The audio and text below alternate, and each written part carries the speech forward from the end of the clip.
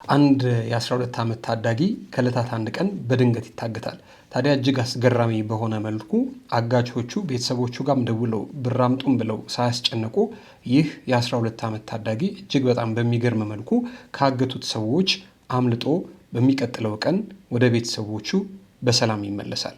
የምንነግራቸው ጉዳይ ነው።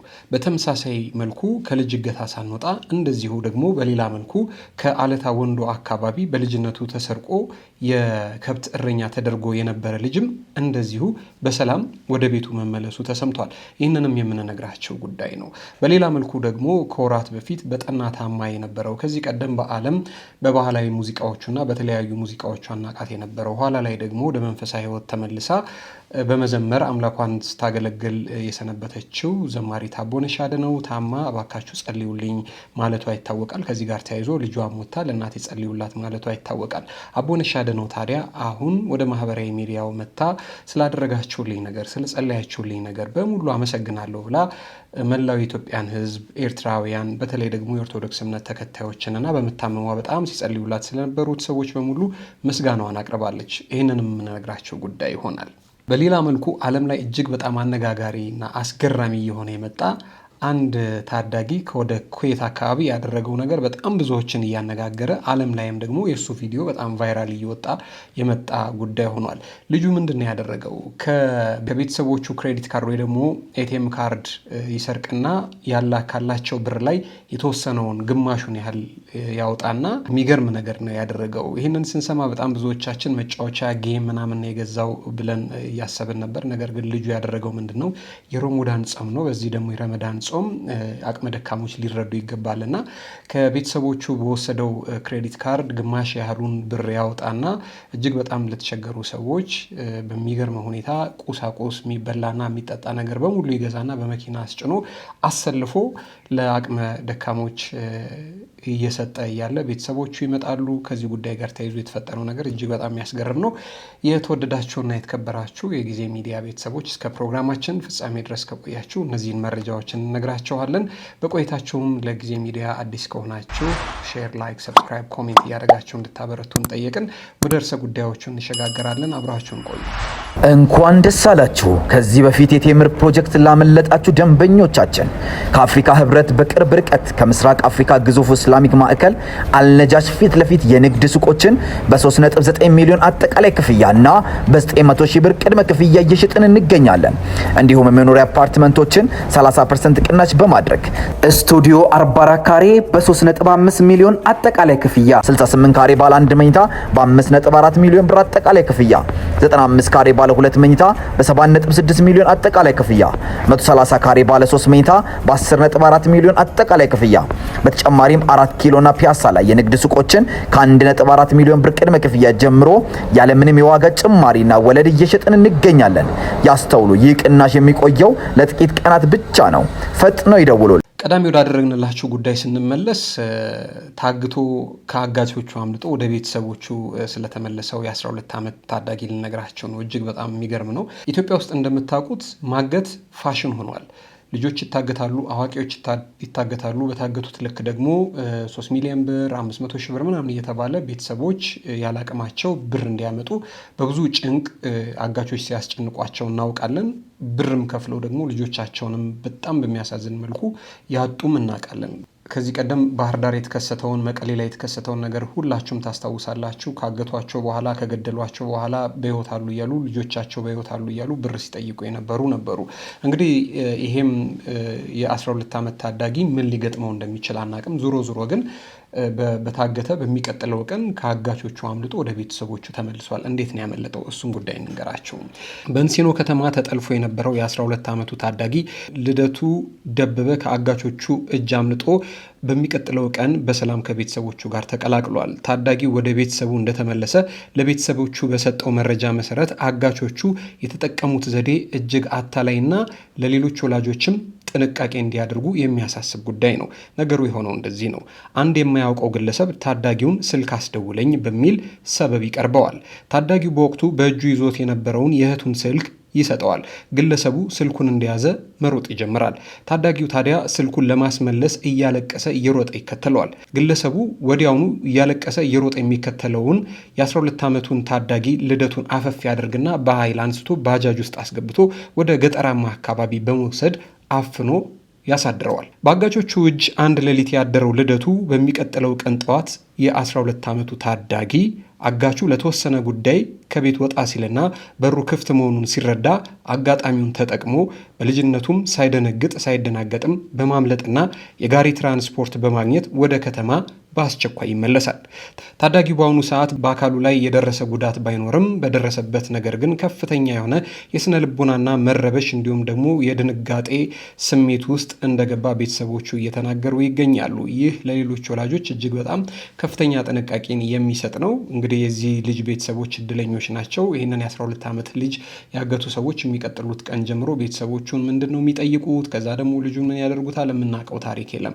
ዙሮ ግን ወላጆች አሁንም ለልጆቻችሁ ከፍተኛ ጥንቃቄ ማድረግ አለባችሁ። ኢትዮጵያ ውስጥ ልጅ አዋቂ መታገቱ ፋሽን የሆነ የስርቆት ወይ ደግሞ የዘረፋ ወይ ደግሞ የሌላም በሉት የውንብድና ስራ ስለሆነ ሁሉም ወላጅ ጥንቃቄ ያሻዋል። የዚህ ልጅ ድፍረት ግን ሳናደንቅ አናልፍም። እንግዲህ በሰላም ወደ ቤቱ ተመልሷል ማለት ነው።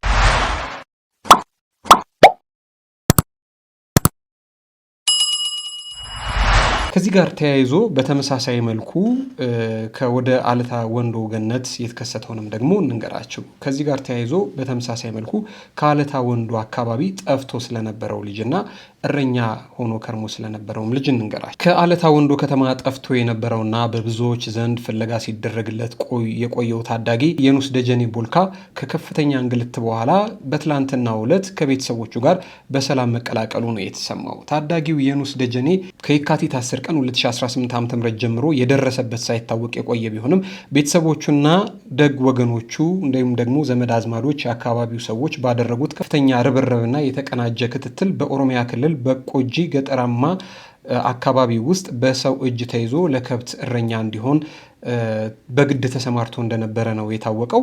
ታዲያ ቤተሰቦቹ እንደገለጹት ከሆነ የታዳጊው የመጥፋት ሂደት በደላሎች የተደራጀ የሰዎች ዝውውር ወንጀል ሰለባ ስለመሆኑ ያመላክታሉ። በጣም የሚገርመው እንግዲህ ይህንን ልጅ ከቤተሰቦቹ ሰርቀው ደላሎች ናቸው ወስደው አሁን ለተጠቀሰው አካባቢ ለሚኖሩ ሰዎች እዛ አካባቢ እረኛ እንዲሆን አሳልፎ የሰጡት ደላሎች ናቸው ማለት ነው። እንደ ዕቃና እንደ ሸቀጥ ነው ልጁን ያዘዋወሩት ማለት ነው።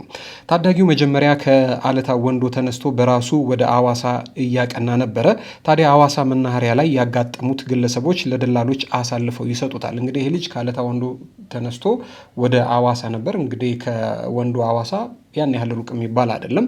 ደላሎችም ታዲያ እዛ አዋሳ አውቶቡስ ተራ ውስጥ እንዳገኙት ደላሎችም ታዳጊውን ከአዋሳ ወደ ሻሸመኔ በመውሰድ በመጨረሻም በበቆጂ ገጠር ለሚገኙ ግለሰቦች ለከብት ጥበቃ ስራ እንዲሸጥ አድርገውታል ማለት ነው። ቤተሰቦቹ ይህንን መረጃ ተከትለው በቆጂ ገጠር ድረስ በመሄድና አስፈላጊውን ተጋድሎ በማድረግ ከብት ሲጠብቅ የነበረውን የኑስ የተባለ ልጃቸውን በሰላም ወደ ቤቱ ሊመልሱት ችለዋል ማለት ነው። ልጃቸው በመገኘቱ ከፍተኛ ደስታ የተሰማቸው የልጁ አባት አቶ ደጀኔ ቦልካና መላው ቤተሰብም ለተባበሯቸው አካላት፣ ለዘመድ አዝማድ፣ ላፋለጋቸው ለጓደኞቻቸውና እንዲሁም ደግሞ ይህንን መረጃ ለጠቁሟቸውም ለሕግ አካላትም ከፍተኛ ምስጋናቸውን አቅርበዋል ማለት ነው። አሁን ሕፃን ልጅ መስረቅ በጣም ተራና ተርታ ነገር ሆኗል ማለት ነው። እንግዲህ አስቡት፣ መጀመሪያ 12 ዓመቱም ልጅ ቤተሰቦቹ እሱ አምልጦ ጠፍቶ ባይመጣ ኖሮ ቤተሰቦቹ ምን ያህል ዋጋ ሊከፍሉ እንደነበረ፣ ይህኛውም ደግሞ እንግዲህ ይህን ያህል ጥረት ባይደረግ ኖሮ እዛ አካባቢ ላይ እንደዚሁ ወላጆቹን ጋር ሳይገናኝ ለረጅም ጊዜ እየተንገላታ ይቀር ነበር ማለት ነው።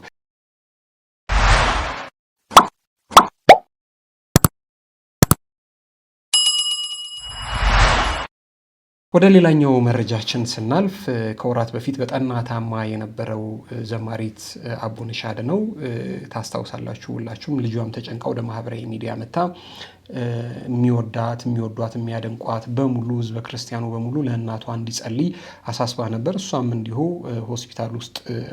ሆስፒታል አልጋ ላይ ሆና ያስተላለፈችው መልእክት ነበር። ዛሬ ደግሞ ተመልሳ ምስጋናዋን አድርሳለች። ምንድን ነው ያለችው? ከወራት በፊት የጤና እክል ምክንያት መላው የኢትዮጵያና የኤርትራ ኦርቶዶክሳውያን በጭንቀትና በጸሎት ሲያስታውሷት የነበረችው ተወዳጇ ዘማሪት አቦነሽ አድነው አሁን ባለችበት የተሻለ የጤና ሁኔታ ላይ ሆና ልብ የሚነካ ምስጋናዋን አስተላልፋለች። ዘማሪት አቦነሽ አምላክ ያደረገላትን ታላቅ ታምርም ስትገልጽ እግዚአብሔር ይመስገን፣ ከዛ ሁሉ አስቸጋሪ ጊዜ አልፌ እነሆ ለዛሬ ክብር በቅቻለሁ፣ አዲስ ቀንም ታድያለሁ ብላለች።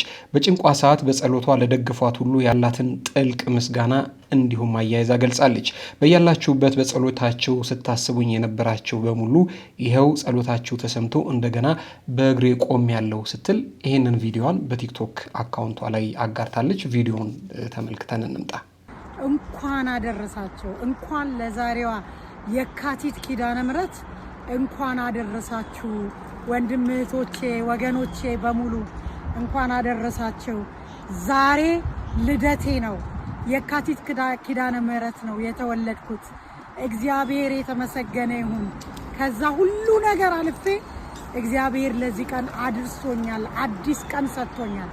በእውነት በጸሎታችሁ በያላችሁባት በየገዳማቱ በየቤተ ክርስቲያኑ ኢትዮጵያ በያላችሁበት ሁሉ ዓለም ላይ በየቤተ ክርስቲያኑ ያሰባችሁኝ በጸሎታችሁ ያሰባችሁኝ ይኸው ጸሎታችሁ ተሰምቶ ቆም ያለሁኝ እንደገና በእውነት አሁንም እንግዲህ በተከታታይ ሆስፒታል ውስጥ እየተከታተልኩ ነው። ሆስፒታል አሁንም የሚቀረኝ ነገር አለ።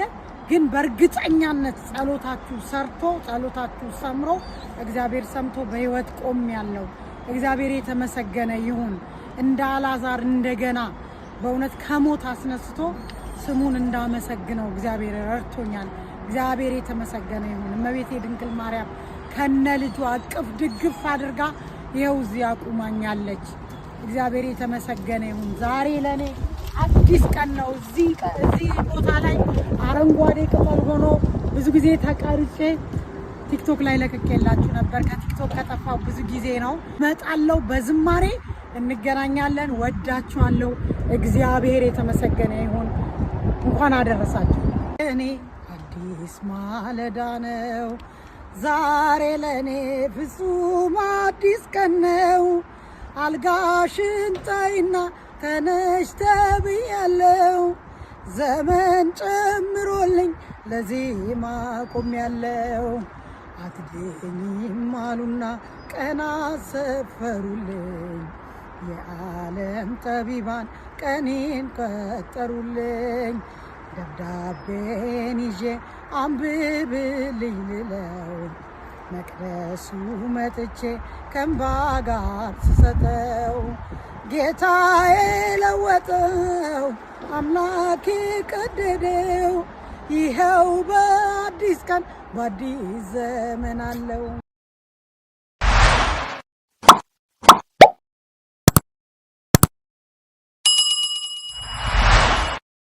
ወደ መጨረሻውና በጣም ዓለም ላይ አነጋጋሪ የሆነ ወደ መጣው ቪዲዮ ነው የምንመለሰው። እኔ ይሄንን ቪዲዮ ሳይ የተሰማኝ ነገር በጣም ነው የሚገርመው። እንግዲህ ህጻናት ልጆች በምን ያህል መጠን አዋቂዎችን እየበለጡ እንደሆነ ነው የተረዳሁት። ይሄ ህጻን ልጅ ከመቶ ወንድ የሚበልጥ ህጻን ነው እየተባለለት ነው። የእናቱን ባንክ አካውንት ለበጎ አድራጎት ያዋለው ታዳጊ ዓለም ላይ እጅግ በጣም መነጋገሪያ የሆነ የመጣ ታዳጊ ሆኗል። የሱን ቪዲዮ በጣም ቫይራል እየወጣ መጥቷል። ጉዳዩ የሆነው በኩዌት ነው።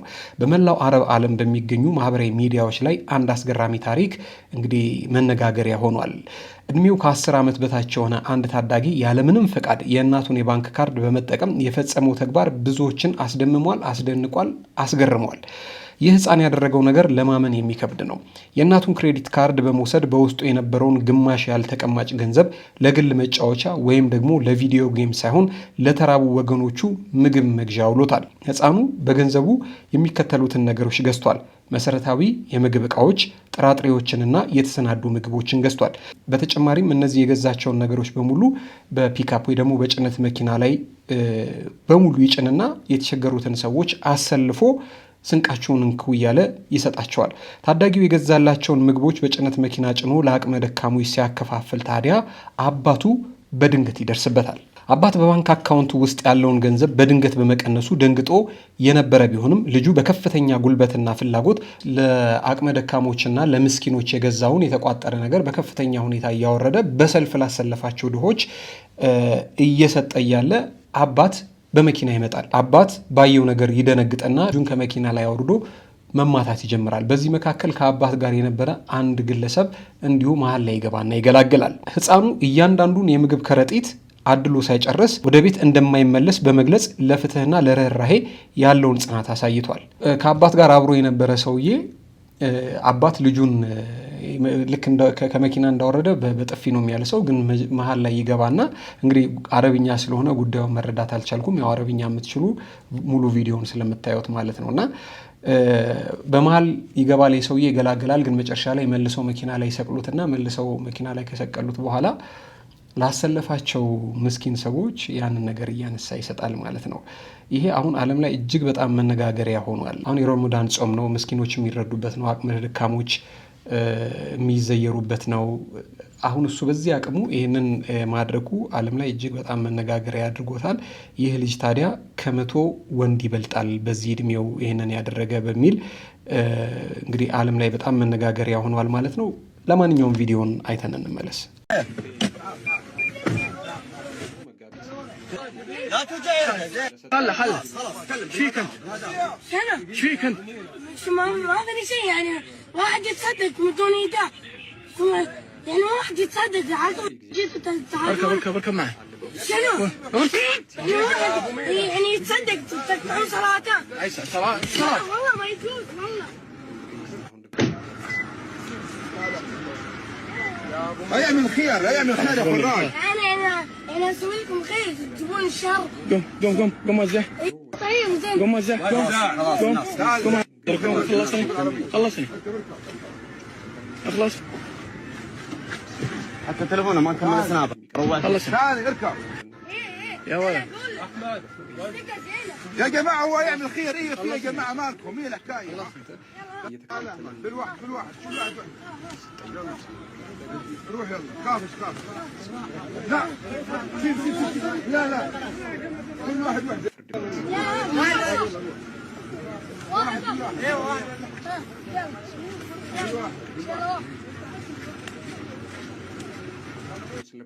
سوي دعاء دعاء حسنا في احمد ها نعم يلا كله الله يجزاك خير يا ابو امين كله واحد يعمل صدقه على صدر بس خلاص يا ابو خلاص حبيبي اسمع ارجع لورا نقول كل واحد ارجع لورا نقول كل واحد سوي دعاء احمد ها ماما ها سوي دعاء ماما فراج እንግዲህ ያያችሁትን ይመስላል። እጅግ በጣም የሚያስገርም ልጅ ነው ይሄ ልጅ። በዚህ እድሜው እንደዚህ ሰጪ እንደዚህ ቸር የሆነ ልጅ ሲያድግ ምን ሊሆን እንደሚችል አስቡ። ግን በጣም የደነቀኝ ነገር ግን መልካምነት ጥሩ ማድረግ ምን ያህል የት ድረስ ሊከፍል እንደሚችል በዚህ ቪዲዮ ተረድተናል። አሁን ይሄ ልጅ ቫይራል ወጥቷል፣ ዓለም ላይ መነጋገሪያ ሆኗል። ቤተሰቦቹ ተቆጥቶታል፣ አባቱ ተናዶ መጥቶታል። ወይል እንግዲህ ወላጅ የራሱ ዓላማ የራሱ እቅድ አለው፣ ያጠራቀመው ነገር ሊኖር ይችል ይሆናል። ግን እንደዛም ሆኖ ግን ይሄ ልጅ ወይ የወላጆቹ ወይ ደግሞ ሃይማኖታዊ አስተምሮ ልብ ውስጥ ቀርቷል ማለት ነውና እዛ ተጠራቅሞ የነበረ የቤተሰቦቹን ግማሽ ከቤተሰቦቹ ሀብት ላይ ግማሽ ያሉን ብር አውጥቶ እንደዚህ ምስኪኖቹን አሰልፎ የሚሰጥ ልብ ያለው ልጅ እንግዲህ ወይ ቤተሰቦቹን ወይ ደግሞ የሃይማኖት አስተማሪዎቹን ወይ ደግሞ ሃይማኖታዊ አስተምሮቶቹን ነው የሚመስለው ማለት ነው። በጣም መነጋገሪያ የሆነ ልጅ ነው ማለት ነው። እዚህ ጉዳይ ላይ ሀሳብ ካላችሁ በሀሳብ መስጫ ሳጥን ላይ እንድታሰፍሩ እንፈልጋለን።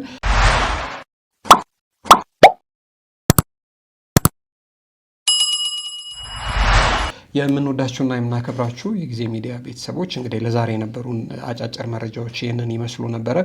በመሰናዷችን ላይ ሀሳብ አስተያየት ካላችሁ በሀሳብ መስጫ ሳጥን ላይ አስፍሩልን።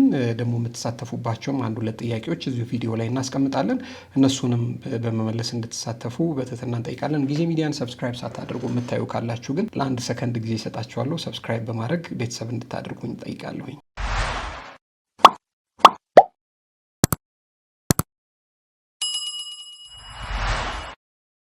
ሰብስክራይብ ስላደረጋችሁን እናመሰግናለን። በያላችሁበት የዓለም ጫፍ በያላችሁበት የሀገር ጥግ ሁሉ ሰላም፣ ፍቅር፣ ጤና ትሆኑ ዘንድ ዞትራ ምኞታችን ነው። ክበሩልን።